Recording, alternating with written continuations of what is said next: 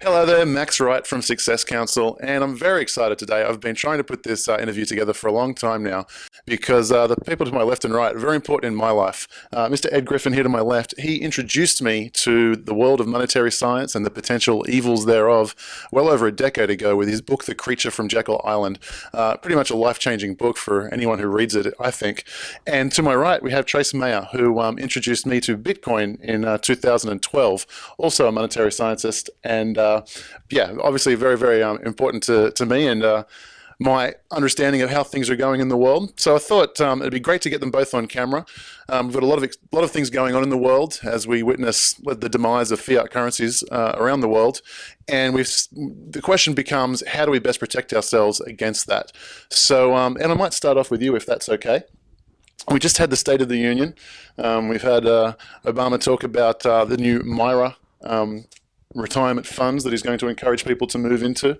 And there's some dangers around that, in my belief anyway, with regards to, I think we're going to see in the future, increasingly desperate governments go after people's funds, be it in their bank accounts or in their retirement funds, or just inflating their debt away.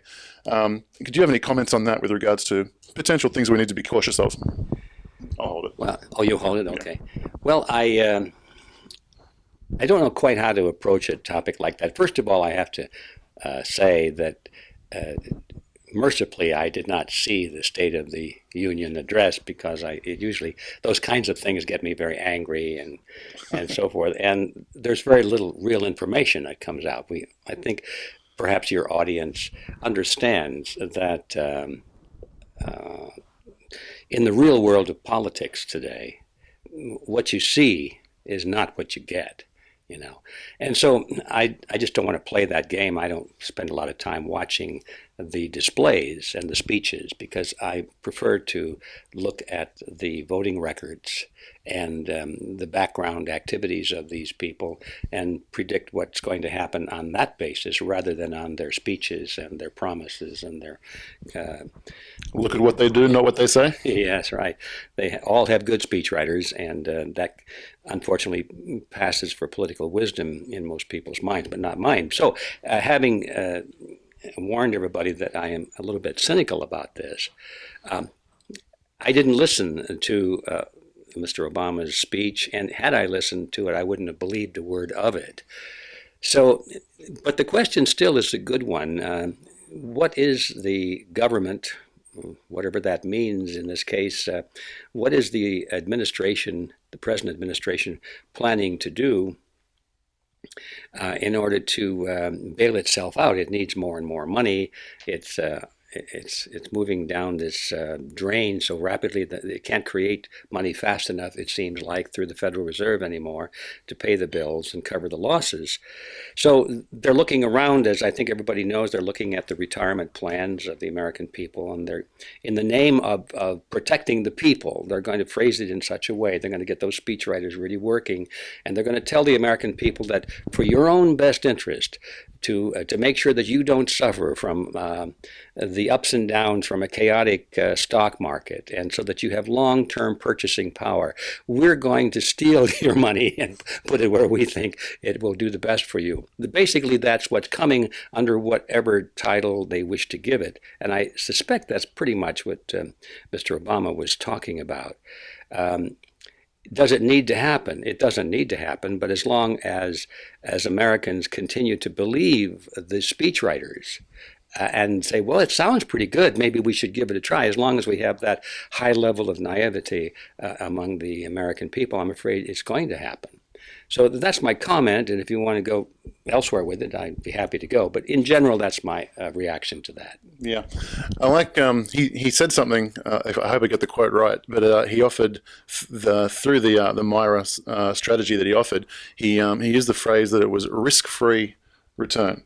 And so I think that's really interesting because I think if anybody in the not political world said something like that, the FTC would be all over them. Yeah, they'd go to prison, wouldn't they? Yeah, exactly. No, but one set of rules for us, one set of rules for them. Yeah. So they get to say advertise U.S. Treasuries as risk-free, which I find very interesting. Trace, do you have kind of a comment on that and where you think it's going to go? I think it's a return-free risk, but it's a more accurate phrase, I think. But I think Ed really hits at a much much more kind of central point here. Like, what is government? And government is this fiction that we all kind of agree in our imagination. And one of the functions of this fiction is to define property rights. And with Bitcoin, we're defining property rights in a new way. We're defining property rights not based on politics or the laws of men, but rules of mathematics. For example, HSBC recently they were denying people withdrawing cash out of their own bank accounts.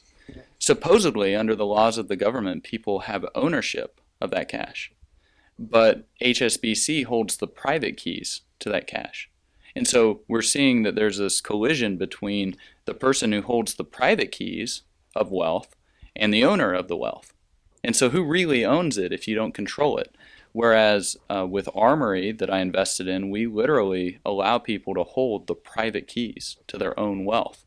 In Bitcoin's case, it's a trustless way of holding those private keys. You don't have to trust anyone. And that's really Satoshi's big vision. So anywhere we have third parties that you have to trust your private keys to, whether it's your Bitcoin keys with an exchange, whether it's this My IRA or RA thing or whatever they want to do, they want to hold the private keys to the wealth. That's the bottom line. And whether it's a piece of real estate where the title ultimately is, you might have ownership of the piece of real estate, but you don't hold the private keys because you don't, the military can come in and take the piece of real estate. Same with stocks or bonds or any of these assets, any of these property rights that we have ascribed and said that people own things according to these rules that we've formed as government.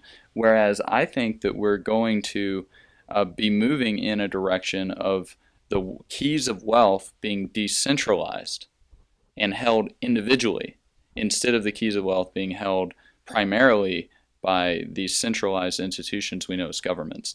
And I think that's a very exciting prospect because it begins to change everything about it.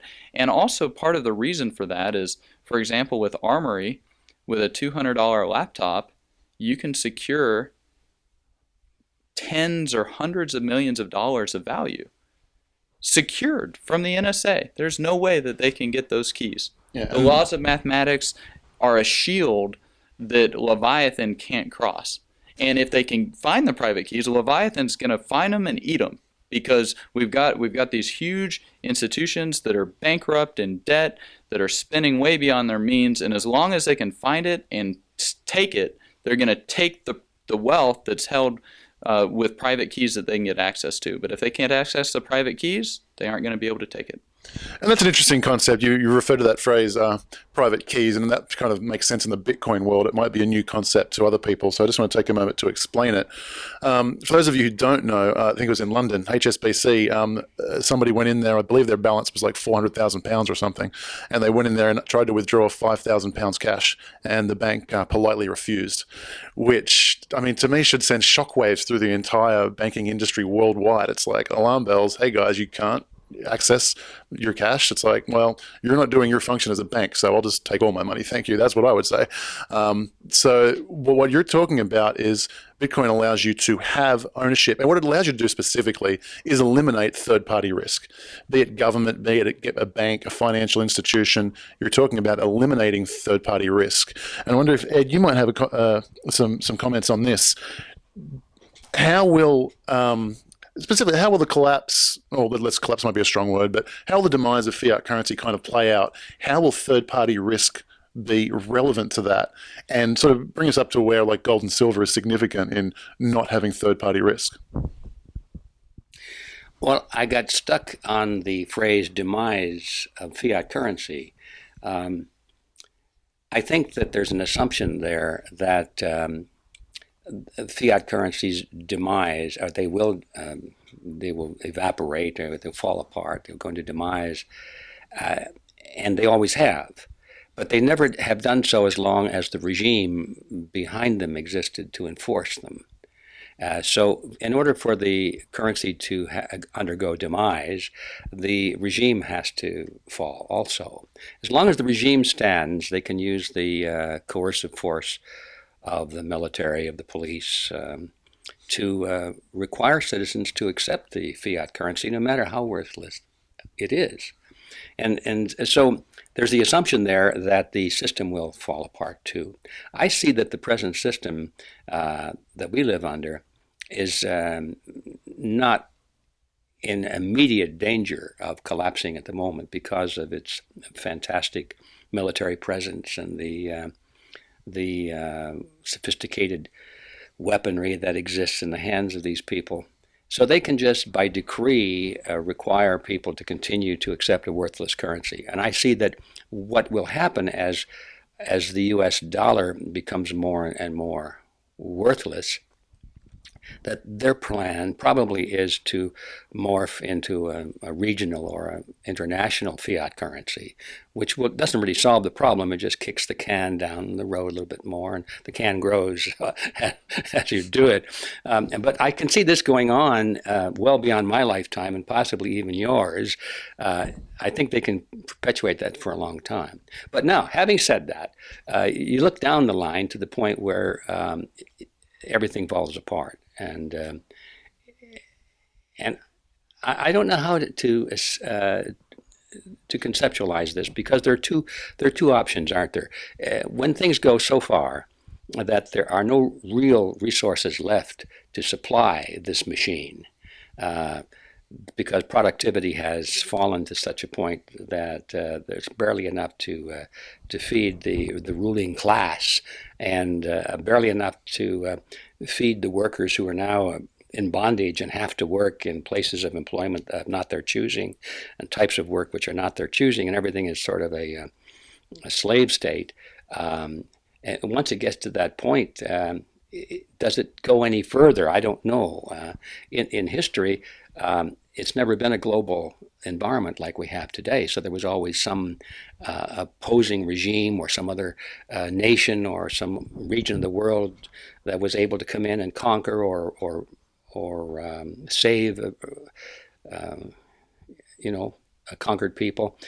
Now we're dealing with something a little bit different, and I don't know whether the international picture will be so solidified in a generation or two that there's no place else to go unless it's outer space. So I'm a little bit in doubt as to how to visualize how this will go.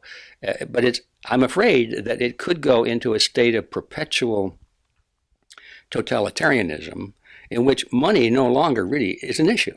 I mean, if you have a totalitarian system, money, it's been replaced by the command economy, and people have digits and rank.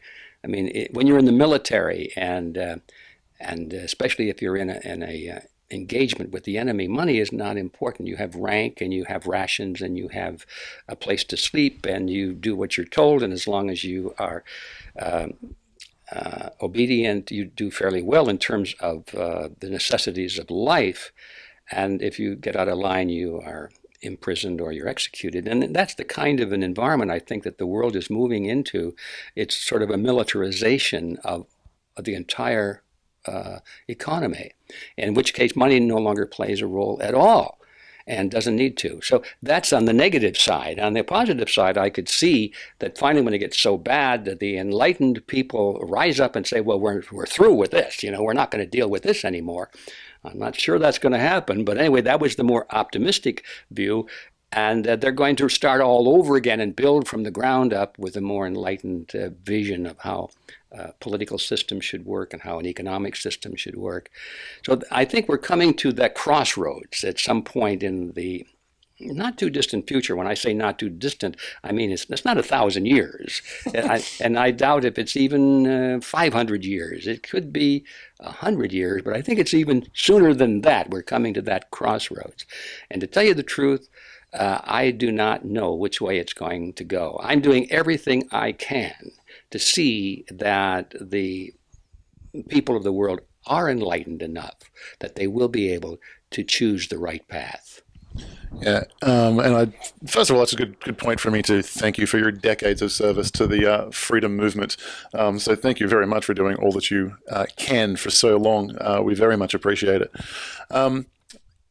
I think, I think my time frame, I think, is much less than that. In my opinion, I think it's going to come to a head sooner than 100 years at least. I think certainly in my lifetime, and and the reason I base that on is it's thanks to technology. With technology, we're in an almost vertical climb of possibility, and we see that once good ideas hit the market, they can spread with blinding speed.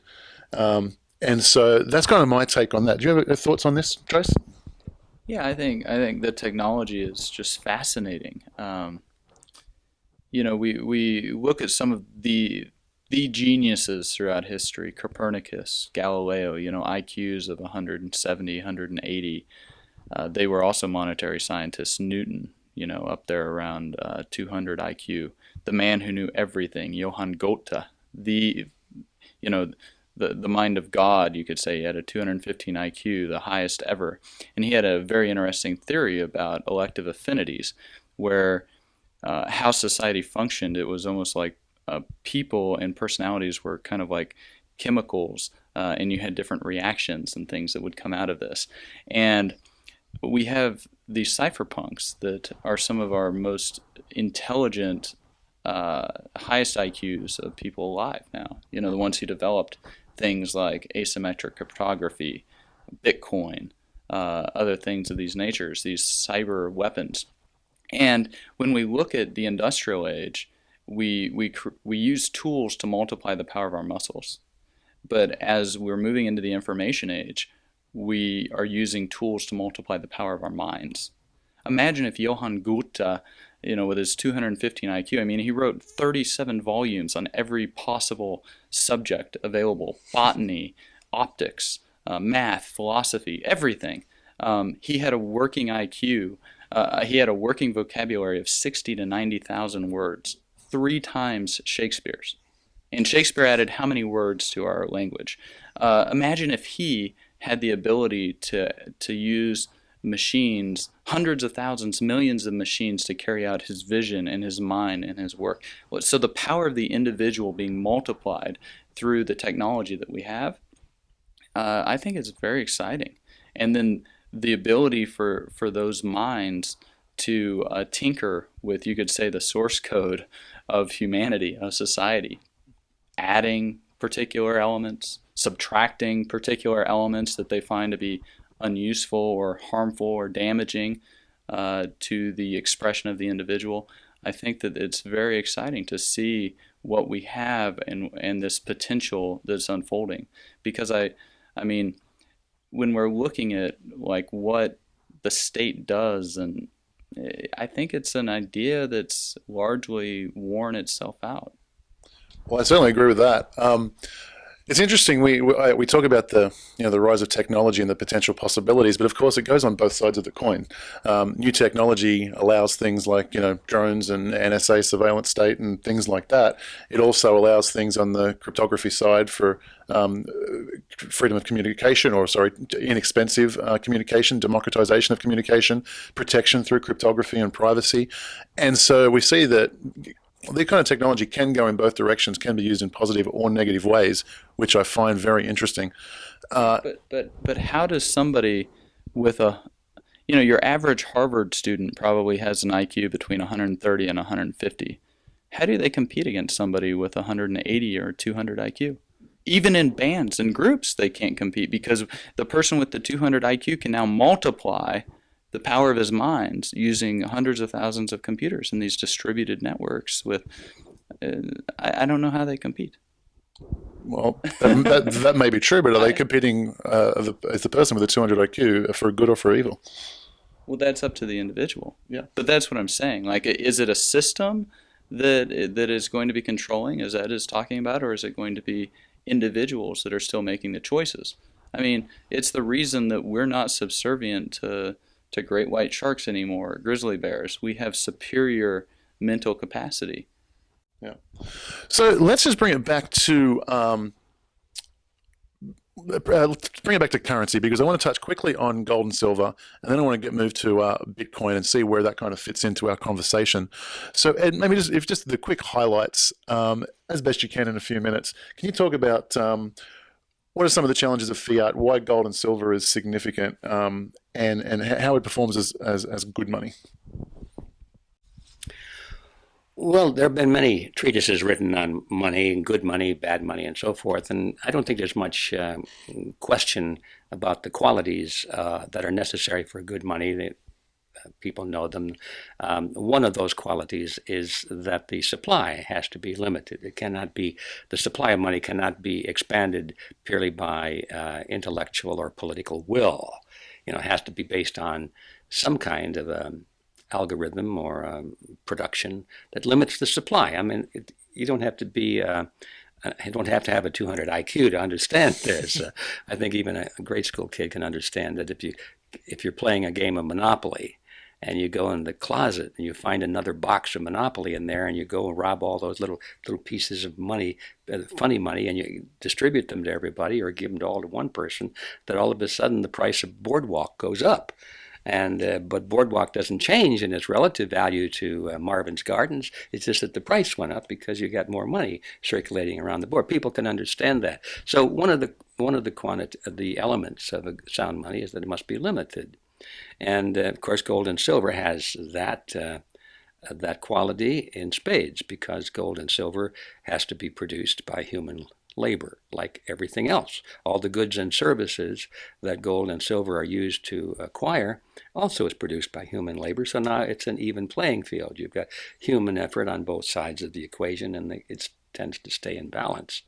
But once you remove that break, that it doesn't take human effort to produce, and the quantity therefore can expand according to some other formula, usually political will or greed or something like that, well, then we know what happens. The quantity of money expands, the value of the individual unit goes down, we have this thing called inflation, and eventually we have the destruction of the monetary system. So gold and silver serves a very wonderful break in that regard. And while I'm on that topic, I would like to comment on sort of a side issue that often I hear, especially of late, people say, well, why would you want to back a money by gold or silver? Or don't you know that the bankers have all the gold and the silver, and therefore you're just playing into their hands and so forth? And of course, I have to laugh at that, because the bankers don't have all the gold or the silver at all, not even close to it. They do have a lot. They're smart people. Why do they have a lot? Why do bankers like gold or silver? Not for the money system, we'll come back to that, but for themselves. Why? It's because they're smart. They understand it's a storehouse of value. And so they acquire and hoard as much of it as they possibly can. But they don't realize that most of the gold or silver has never even been dug out of the earth. It's still in the ocean. It's there in practically unlimited quantities. It's just a question of how expensive is it to extract it and purify it. And as the demand goes up, the cost of extraction will be worth it. So the supply will always be in demand. There's not a limited supply, almost an unlimited supply of gold and silver. Just depends on the demand creating enough motivation to mine it and refine it and so forth. But beyond that, there's the other issues that, you see, the banks do like to have gold and silver for themselves, but they will fight to the death to have gold and silver as a backing for a monetary system. People don't make that distinction. Why do banks not want gold and silver as a backing for money? The answer is obvious. Banks make their money, their profit, from loans. They collect interest on loans. Money is their inventory. The more money they can loan, the more profit they will make. And so they don't like any limitation on their inventory that they can loan. If the inventory of money were limited by the amount of gold or silver that people had deposited into those bank vaults, the banks would be sitting around saying, well, gosh, we need more inventory. And they wouldn't be able to loan only what they have. That's all, no more than that. And so banks have always called for what they like to describe it as a flexible monetary system. And they will go to great lengths to explain that a flexible money system, which means the ability to create money easily, is good for America. It's good for people of the world. It's good for the economy. It's good for prosperity. But in truth, the real motive is that they like to be able to create money so they can loan more of it and make a profit. And perhaps I took too long to explain that, but I want people to think about the fact that these big bankers that we're so concerned about, they love gold, but they just don't want the money to be limited by gold, because that cuts into their business model very, very seriously. Yeah. And just on that, I find it interesting. I think that's part of you going to a government-run school, you get a government education, and you tend to believe something which I now believe is false, which is if you have all this money, but you acquired it via, let's say, nefarious means, fractional reserve banking or something like that, and all of a sudden there's a level playing field. The speed with which the free market will actually give that back to poor. The belief is that money makes money. Without government, the rich will get richer and the poor will get poorer. And that is actually, I think, very, very false. That, actually... the rich will get richer and the poor will get richer too. That's what happens. Well, yes, in paper terms, I guess. So, yeah, it's not even a concern. I believe that there was a quote once upon a time, I can't remember who it was, but it was, if you take away the banker's privilege of printing money, then the fortunes they will amass will disappear very, very quickly, even if you don't take them out, even if you don't take it off of them. So there's that. So, okay, bring this back now. Let's enter into Bitcoin. And this is kind of really interesting for me because Ed, for my money, is one of the most knowledgeable people I know on the history of banking, money, and etc. And you're a little bit blindsided here. You certainly don't bill yourself as a Bitcoin expert. I know that. But in terms of introducing Bitcoin as a concept to the world, I find, for me, your opinion is like the litmus test. And the questions that you may raise would be some of the best that could be raised. So I might throw it over to Trace to kind of introduce Bitcoin. Now, you aren't completely blindsided. You know what Bitcoin is. In fact, I think almost a year ago now, you had access to the Success Council members area where you first got sort of deep into Bitcoin a little bit, and could have formed some opinions there. We went back and forth via email a few times, had your questions answered. Actually, before we start, how do you feel about Bitcoin now as a solution not as a solution, that's too strong a word, but as a valuable thing to help the world, basically, in terms of a monetary or currency in and of itself? Well, I have to say I'm very impressed by Bitcoin. I like Bitcoin. I encourage people to look at it and to make their decision based on its strong points. And I can see why the fiat currency people hate it because it's a competitive currency. It has so many good qualities to it. I like Bitcoin. Okay. That's it. The only thing is that I have certain, what I consider to be questions of caution, not even questions of validity, but just caution, because there are certain unknown things. It's a new concept, hasn't been around yet, and it's just beginning, I think now, just beginning to be tested by its opposition. And out of this contest will come the ultimate answers. I like everything about Bitcoin, absolutely everything about it, except one area where I have a question, and that's it. And that's the one of the qualities that I consider to be essential for the best money system. Can we just hold there for a second? Can we get that question in a moment? Yeah. Is that cool? Yeah. Let's go over to Trace, and for our viewers and for everybody, why don't you just start with a quick heads up on what Bitcoin is? The sort of 3 or 5 minute synopsis of what Bitcoin is. So Bitcoin's a decentralized distributed computer network. It's the first practical implementation of triple entry bookkeeping in the world. What I mean by that is, imagine you have a sheet of paper, someone else on the other side of the world has a sheet of paper, tens of thousands of people can all have that same sheet of paper. Anybody can update that sheet of paper, assuming they have a private key, and it instantly changes on everybody's sheets of paper. And so everybody's got the same general ledger, the same record of all the transactions. And that's solved what's called the Byzantine generals problem in computer networking. It was taught in every introductory to computer networking course as being impossible to solve. And Here it is. Somebody solved it. Somebody solved it. One of these monetary scientists on par with Newton. Newton came up with the original gold standard. So brilliant mind, seeing how all the economics and implications and everything, and that led to a golden age for the entire world. Newton's work in monetary science, and so likewise Satoshi came up with this solution to the Byzantine generals problem, which was, a very vexing problem in computer science, but everybody had just thrown their hands up in despair. It couldn't be solved, and Give us the thumbnail. What's the problem?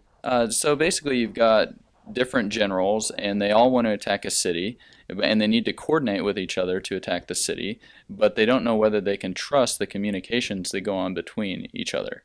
And so they have to be able to trust because the spy might be intercepted, they might get a fake message.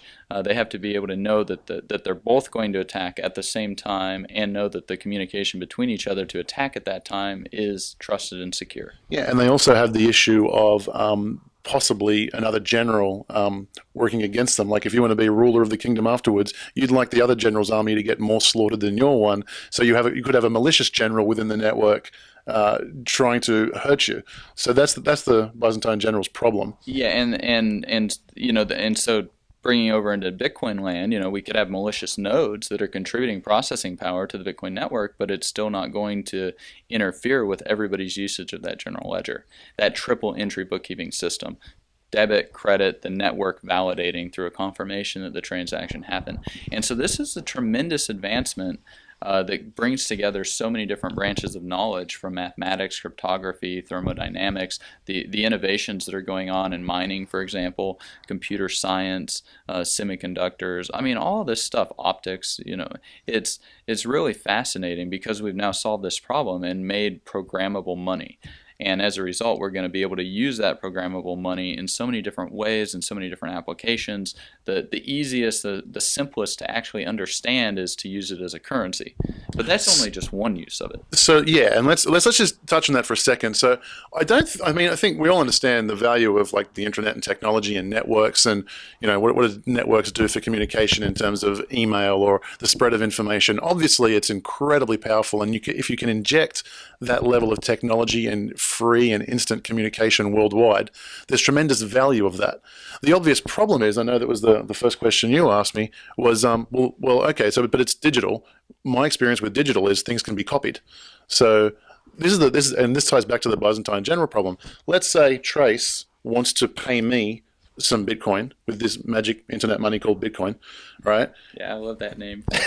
Yeah, because actually, when you're dealing with lesser developed minds, there's no way for them to distinguish advanced science from magic. Right. Yeah. Okay. It's a philosophical problem.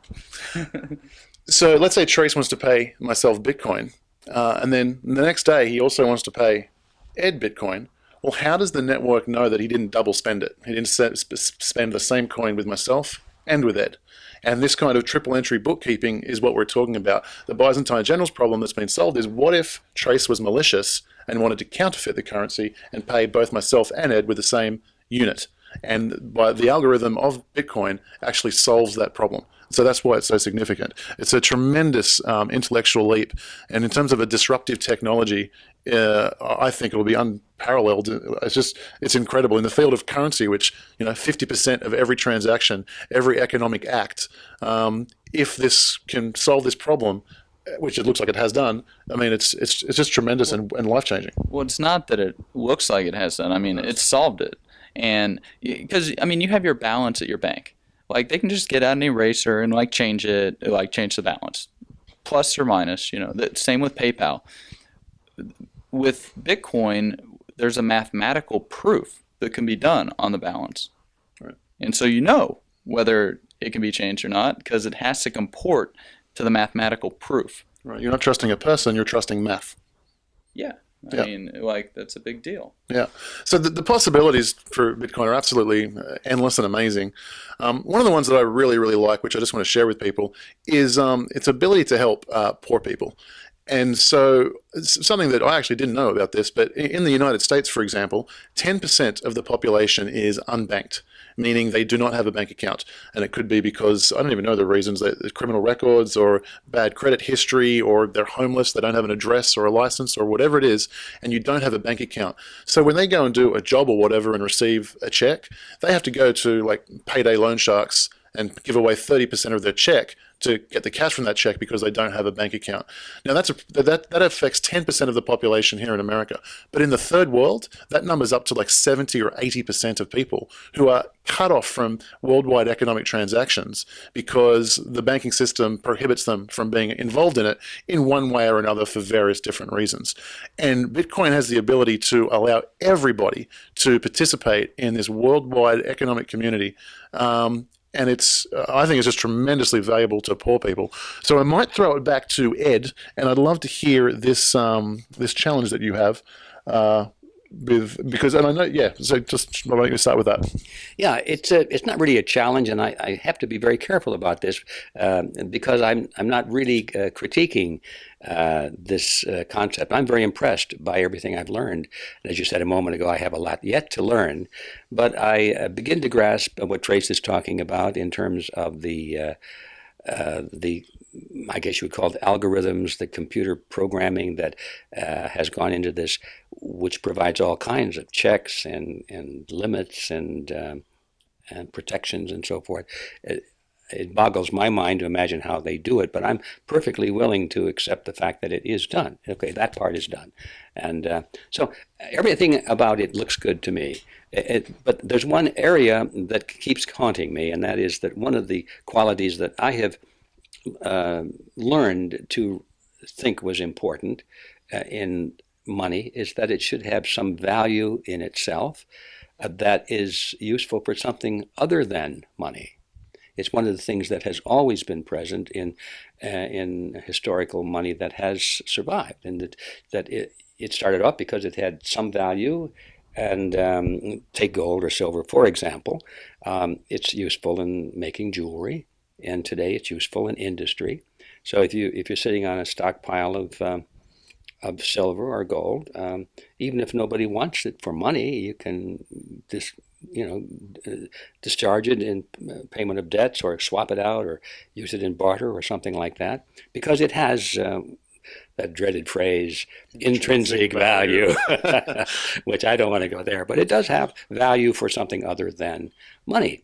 Well, that is missing, of course, in Bitcoins, at least as far as I see it.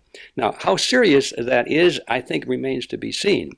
I think it remains to be seen how powerful an attack can be mounted against Bitcoin by its enemies. And by its enemies, I'm talking about governments of the world that are reliant on fiat money. They're not going to sit by and watch their monopoly over fiat money be challenged without doing everything they can to destroy the source of the challenge. They have quite remarkable resources at their disposal, one of which is to close down the internet.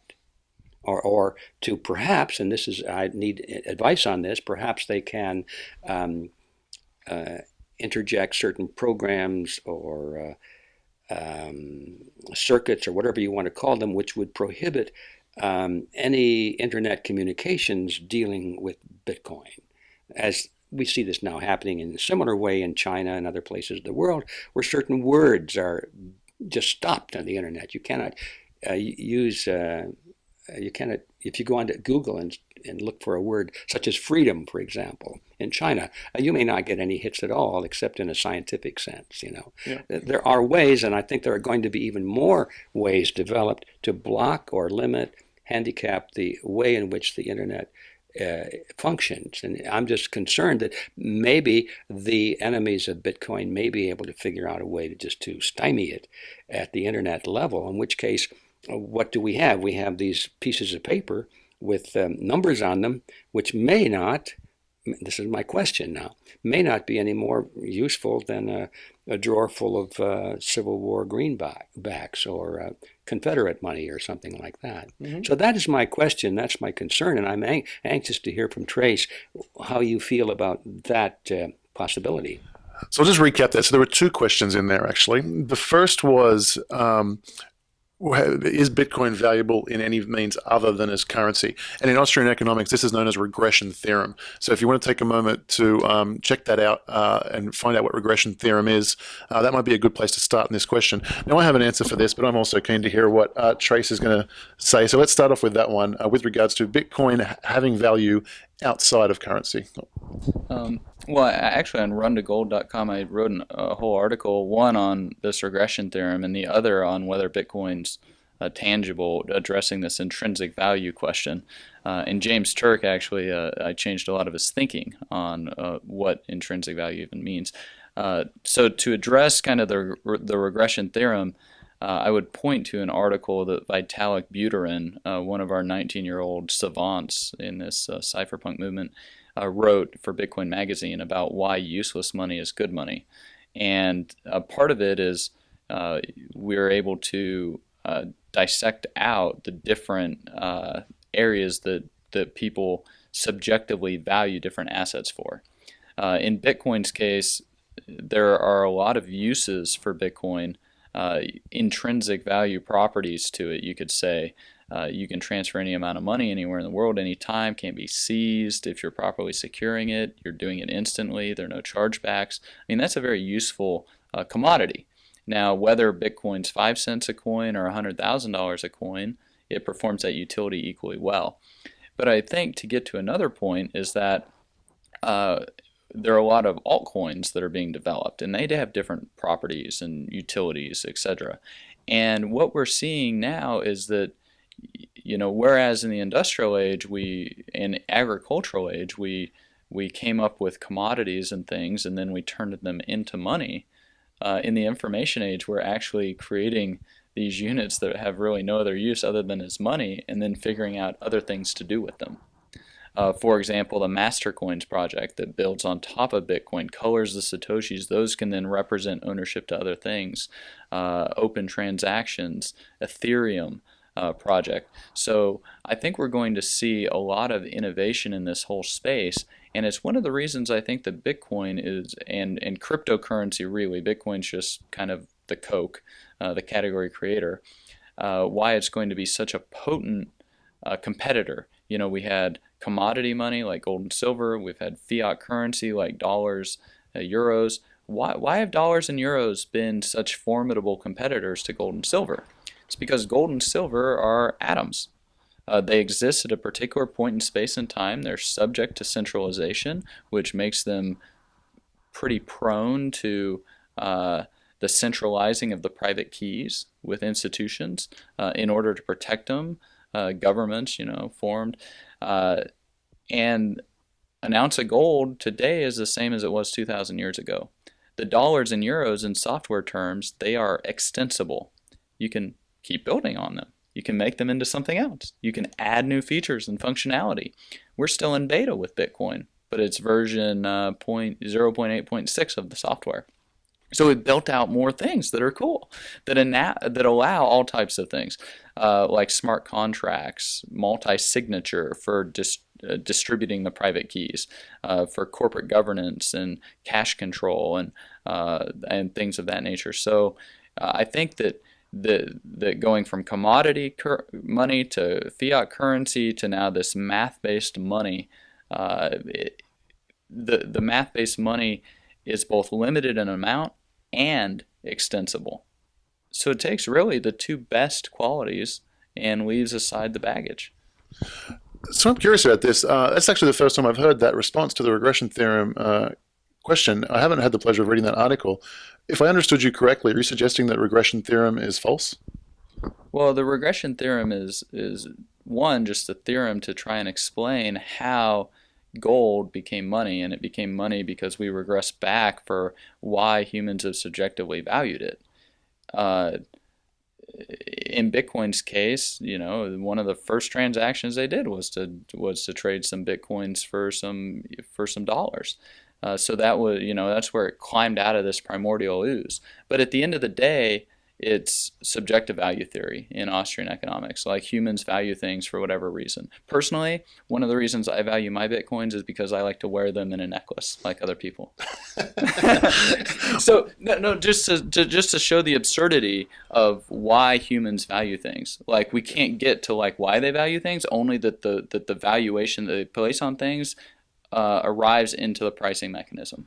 And Bitcoin can be used for so many different things besides just valuing it as currency. It could be as a registry system. It could be used as a way to prove speech or as a notary service. I mean, and all of this would change the valuation of it that individuals are placing. And so, it's subjective value theory. Price is what it is. Well, I have a very different answer. Yes. Well, I just like to comment that I agree with everything that Trace has said, except that the underlying value or the regressive value of the currency is something that is somewhat insulated from the whims of human evaluation in terms of preferences.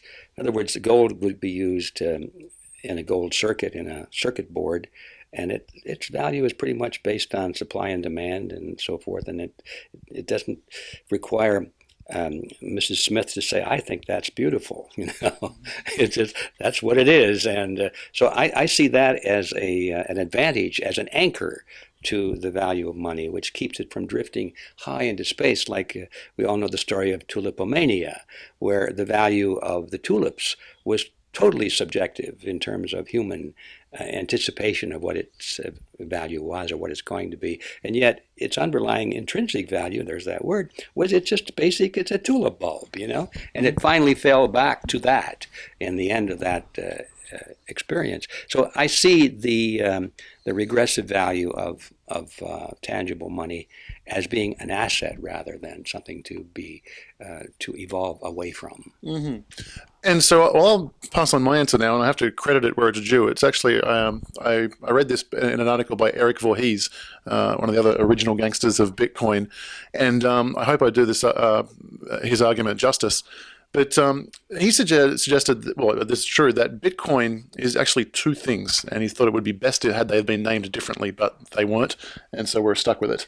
But Bitcoin is both a unit of currency inside a payment network, and it is also a payment network. So you have this ability to transfer wealth across distances like a Visa, MasterCard, or Western Union, and that network has value. And then you have a unit of account within that network, and it goes by the same name. They're both called Bitcoin.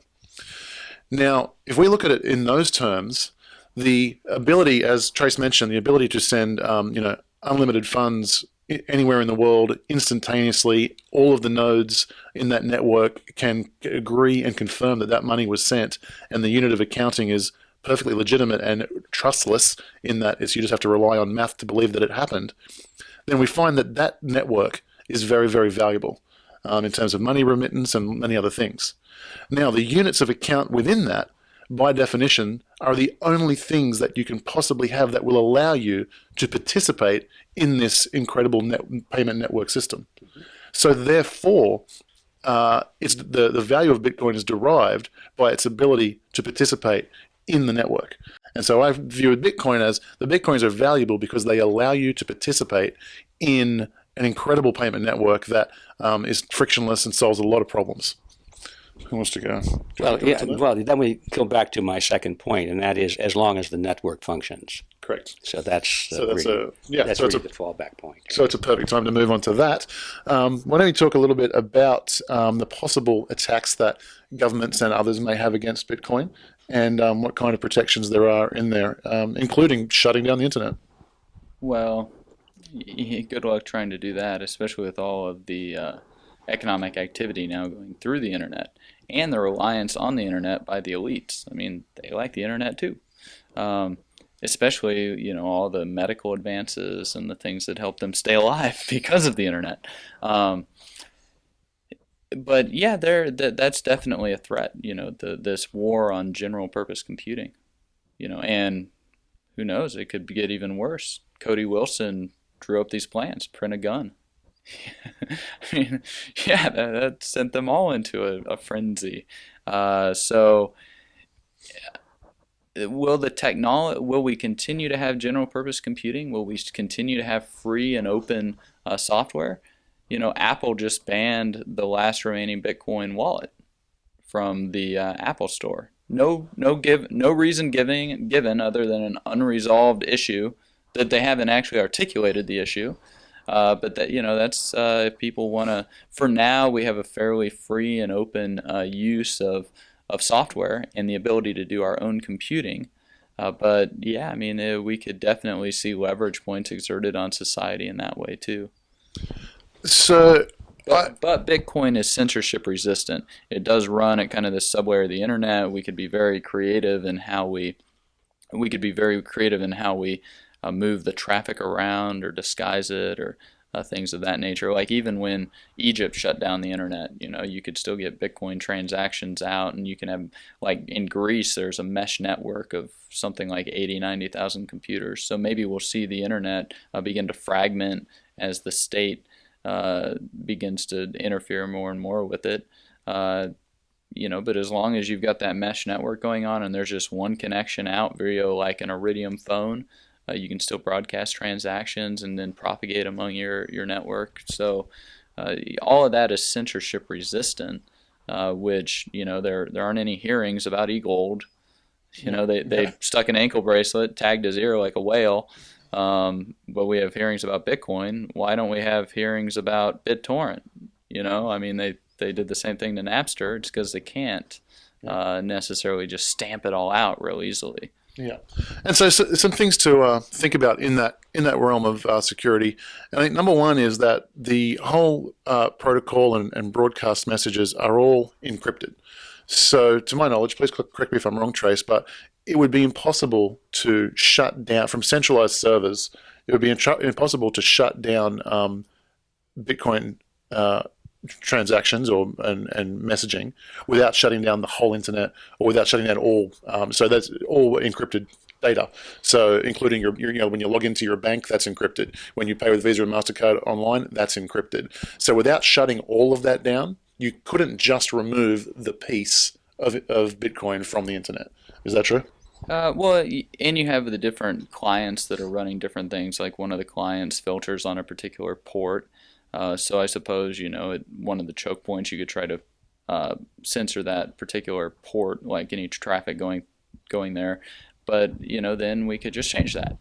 And you've also got like the anonymous coin Qt client that's now built I2P and Tor like directly into it natively. And so, we can do all types of fun things in that regard to make it even more difficult, and we're able to do things in a force multiplying way. So we can do things that hardly take any effort from us, but cause just tons and tons of work on their side. Yeah. And so that's fun because it causes them to use more and more and more and more resources. Yeah. And we hardly have to use any. And I actually like that because I think there's a Gandhi quote, which is the purpose of a civil disobedient protester is to highlight the violence used against you. And so, or against or to highlight the evil for the rest of the world to see. And I think if they were to shut down the internet, more than anything else, that would put the masses in hysterics. They'd be out in the street with pitchforks. Yeah. And so, Well, yeah, I agree with that. But my purpose was to just examine the possible weak points, Right. and that is one of them. Also, I think we're overlooking the possibility that the internet could go down for other reasons. I've recently become aware of something that I don't know how it escaped my attention until now, but it did, and that is the fact that we don't really have enough historical data on the effect of maximum or X-class solar flares, and we find out that we go through 11-year cycles, we go through 100-year cycles, and the last one that happened was just a little over 100 years ago, the last major one, and that was severe enough then to bring down the telegraph communication system. Actually, I'm told that some of the wires burned up, the small transformers they had burned up. It's a new area of concern, and I'm taking a hard look at it right now. It's entirely possible, in my view, that we may be coming into some much heavier solar storms coming from the sun than we have thought the Earth experienced before. And the difference is that now is the first time in Earth history that we have a very delicate communication system depending on satellites and the grid, power grids, and so forth, all of which act sort of like antenna to this sort of an effect. And there are some very serious scientists who are saying we've got to do something to protect our infrastructure, our communications infrastructure, and our power infrastructure from these coming, they say, not if, but when, these much larger flares, which could bring the whole internet and the power down, not just for weeks or days, but for years. And I thought, wow, is that really possible? And I find out that it is, because we're talking about, well, two things. One are the transistors that are in all these satellites and all of in the circuits, the control circuits, the protection circuits. They could easily be fried by such an event. Also, we have this thing we don't like to talk about, but the EMPs, which would be an act of war, which could knock out the satellites and knock out power systems and so forth. So I don't want to go into all of that, but the point is that there are other scenarios which could possibly bring the internet down for a long, long period of time. Okay, so we might wrap it up there. So, Ed, do you have any final thoughts? Well, yes, I've got a couple of final thoughts. First of all, I want to emphasize that I am a big fan of Bitcoin, and because I have some questions and some cautions doesn't mean that I'm trying to convince anybody to stay away from Bitcoin. I think it's very much worth our attention. My only caution is that we should be aware of the potential pitfalls because the technology is evolving. We don't really know yet what lies ahead. And so I just don't think we should put all of our eggs in one basket. Even if all we have is a couple of eggs, we'll put one here and one over there. I'm still a fan of gold and silver also. So I wanted to make that point. And the other thing is, I think we need to be careful when we use the word impossible, that certain things are impossible, that they cannot break this, they cannot do that. Because I remember, I think it was about 15 years ago, talking with a gentleman whose name is well known to everybody, is in the monetary field, and I'll leave his name out because I don't want to embarrass him, but he said to me, he said, Ed, we've won this battle. And I said, what do you mean we've won? And he said, well, look, we've got the internet now, and there's no way that they can control the internet. They can't limit it. They can't stop us. There's no way governments can have any control over it. And I didn't realize at the time how wrong he was. I was wondering if he was right. Well, now we know how wrong he was. And I believe he was in jail, or he was at the very least silenced and off the internet. Well, I'm afraid to identify him, but yeah, he's not in jail, but he's in court. Let's put it that way. Okay. So anyway, it's easy, I think, to get carried away and think that the technology, as we understand it today, is so strong that it cannot be broken. I don't think there's a day goes by but we don't find some story in the news of a new computer, a new NSA facility where they're going to put in this supercomputer and they'll be able to break any code. I don't care how many digits there are in it and so forth. And I think it is a question of just time before that sort of thing does become a reality. So that's my only point I want to make is to be cautious and not get too carried away. And I like Bitcoin, and I encourage everybody to take a good look at it. Cool. Trace? Yeah, I'd just like to highlight that. I was editing a book called Bitcoin for Kids, and it's all about these children entrepreneurs and their experience in Bitcoin land. And, it used to be impossible for them to start their virtual lemonade stand. How do you get a credit card processing account and a merchant account and a PayPal account if you're a minor, right? With Bitcoin, they can see the future and make it real. They can build whatever they want. And I think that's a very powerful, important thing. Like as we move into this information age, as we transition into it, as we creatively destroy all of these legacy systems, we get to build the future that we want. And that's a powerful thing. We don't just have to be like passive people that let things happen to us. We can do it. Yeah, I think we're heading into very, very exciting times. I think there's a I think it was Confucius proverb. It said, "May you live in interesting times," and we are certainly doing that. It's very, very exciting. Things are moving very, very fast, and it's just exciting to be part of it and watch it. So I hope you guys get involved and take a look at Bitcoin. I think you're going to find that it has a world of possibilities. Now, how to get in contact with our guests here today? Ed, best place to get in contact with you, or should I say, follow what you're doing in your work? A couple of avenues. There's realityzone.com, where people can get a tremendous amount of information on all sorts of topics from, I guess, the libertarian perspective. And Freedom Force, the Freedom Force organization, which is freedomforceinternational.org. Yes.